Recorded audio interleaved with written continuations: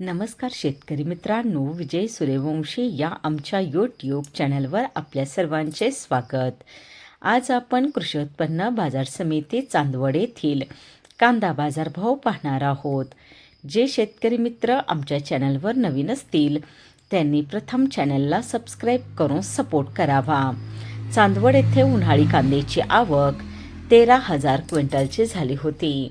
उन्हाळी कांद्याला भाव मिळाला आहे. किमान दर 220 रुपये, कमाल दर 1,790 रुपये, सर्वसाधारण दर 1,290 रुपये असे होते चांदवड येथील प्रति क्विंटलमधील कांदा बाजारभाव.